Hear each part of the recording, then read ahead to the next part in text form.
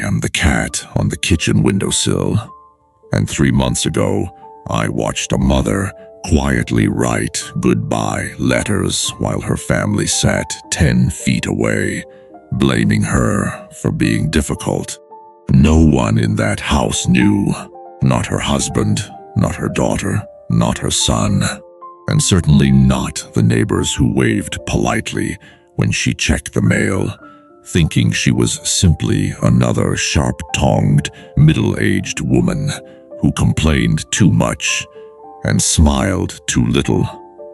But I knew, because I live where truth settles, on quiet ledges, near half-open curtains, beside midnight lamps, in rooms where humans think they are alone. My name does not matter. Humans rarely ask what cats are called. They only think they own us. What matters is this. For 12 years, I lived on that white-painted kitchen windowsill in a small, aging house at the end of Willow Street, where maple leaves gathered in gutters every fall, and winter winds whispered through old wooden frames. From outside, that house looked warm, yellow kitchen light, curtains tied neatly, flower pots on the porch, a wind chime singing softly, the kind of house people point at and say, they look like a lovely family. Humans are easily fooled by windows. Inside, love had grown quiet, and loneliness had learned everyone's name. Every evening at 6:30, they gathered around the dinner table. Always 4 plates, always warm food, always enough chairs, and somehow less and less room for each other. Margaret placed dishes down gently, but her shoulders were always tight. Daniel sat at the head of the table, exhausted eyes, loosened tie, speaking only when spoken to. Claire, their daughter, 30, recently returned after a broken engagement, stared at her phone more than faces. Ethan, their son, 34, successful, polished, always late, always leaving early, carried the restless smell of a man running from something invisible. And then there was silence. Not peaceful silence, heavy silence, the kind that sits between people like a fifth guest, no one invited. Forks touched plates, ice clinked in glasses, phones buzzed face down. Eyes stayed lowered, no laughter, no stories, no warmth, only routine pretending to be family. Margaret would try. How was your meeting, Ethan? Fine. Claire, did that company call back? Not yet. Daniel, did your back pain ease up a little? Then silence again. And then, like lightning from a cloudless sky, Margaret would snap. At dishes left in the sink, at shoes by the door, at crumbs on the counter, at towels folded wrong, at nothing, at everything. Claire rolled her eyes. Ethan sighed. Daniel rubbed his temples, and I heard the same quiet judgment over and over. Mom's impossible lately. She's always angry. She makes this house exhausting. But anger is often grief wearing armor. Humans rarely see that. At night, when everyone slept, Margaret stayed awake. That was when her truth came out. Under the yellow kitchen lamp, she sat alone, wrapped in silence. So thick, even the refrigerator hum sounded lonely. Some nights she held old photo albums. Some nights she stared at rain. Some nights she cried without making a sound. Some nights she wrote letters. 3 letters folded neatly, placed in white envelopes. No stamps, no addresses. Only names written carefully. Daniel, Claire, Ethan. She tucked them into a blue ceramic jar above the refrigerator, behind old recipe cards no one touched. I watched her do it again and again, writing new versions, crying over words, tearing pages up, starting over. Humans only rewrite goodbye letters when leaving still feels possible. Then came the first crack. One Thursday night, Daniel came home late. Very late. Rain soaked his coat, mud on his shoes, a strange perfume on his sleeve. Not Margaret's scent, not home. Margaret stood in the kitchen, arms crossed tightly, eyes burning with tired rage. "So that's where you've been?" Daniel froze. His face didn't look guilty. It looked broken. He sat heavily in the nearest chair, looked 20 years older in that moment. Then he whispered, "She starts chemotherapy Monday." Margaret blinked. "What?" "My sister." Silence. "She begged me not to tell anyone. I've been taking her to appointments, covering bills. She's scared. I didn't want to bring more weight into this house." Margaret's anger cracked. Shame rushed in. But then she said something so soft it almost disappeared. "I wish my pain had a name people respected." Daniel looked up. Margaret's eyes filled. "You carry suffering people can see. Mine just looks like bitterness." Daniel had no answer. Because she was right. Invisible pain is the loneliest kind.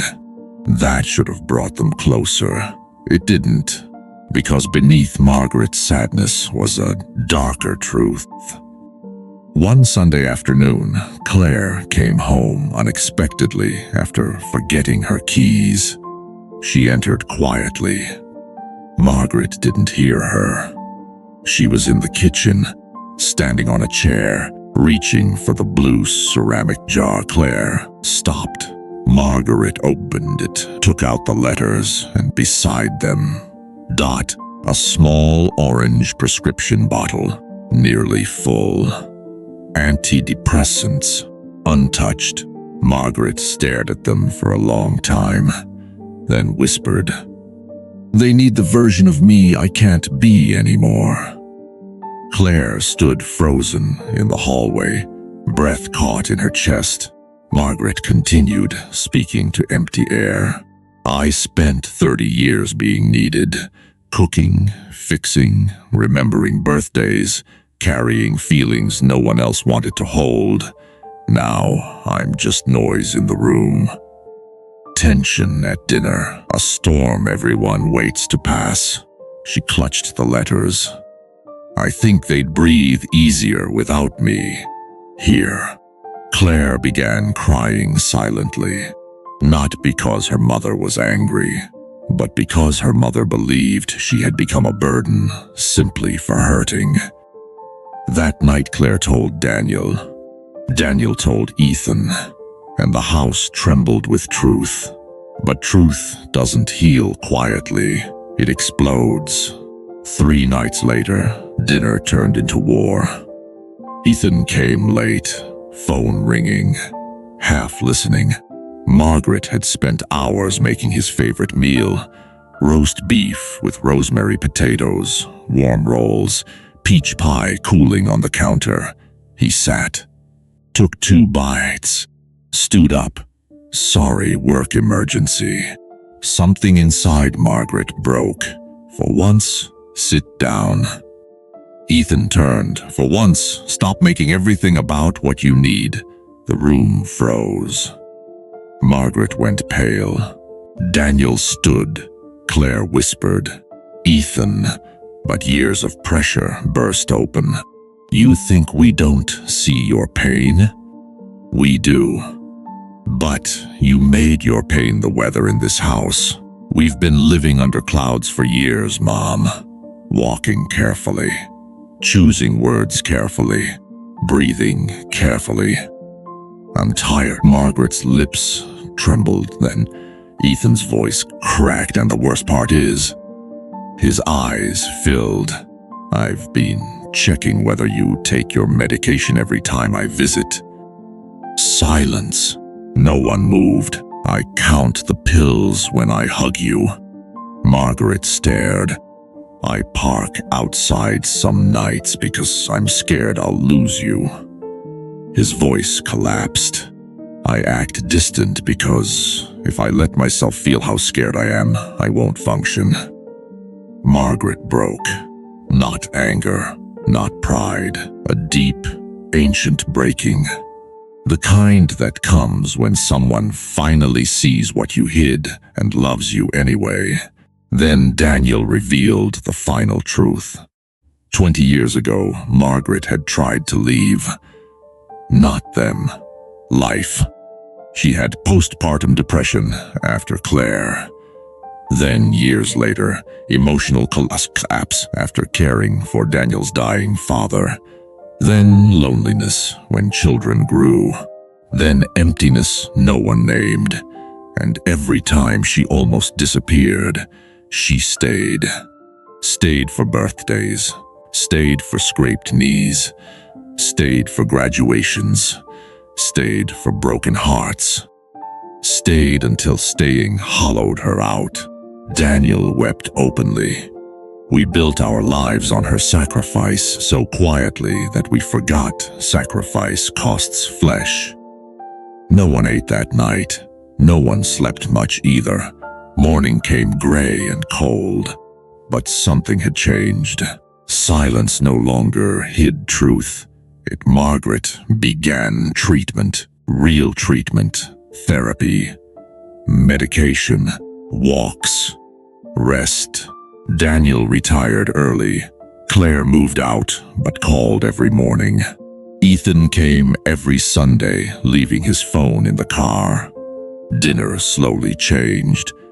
Not into perfection, into presence. Laughter returned carefully like sunlight after a brutal winter. But here is the truth humans rarely say aloud. Margaret never became who she used to be. Some parts of her returned. Some parts healed. Some parts softened. But some parts stayed broken forever. There are wounds that close, and wounds that simply become part of your shape. Still, one evening, months later, I watched her stand at the kitchen window, sunlight touching silver strands in her hair. She smiled softly at nothing, or maybe at peace. Then she scratched behind my ear and whispered. I stayed long enough to be seen. I leaned into her hand, and because I am only a quiet witness on a kitchen windowsill, I will leave you with what I have learned about humans. The person who complains the most is not always bitter. The person who snaps is not always cruel. The person who seems hardest to love may simply be the one who has been carrying invisible weight for too many years, without rest, without help, without being truly seen. And sometimes, what looks like anger is just a heart whispering, please notice I am drowning, before it becomes too tired to call out at all.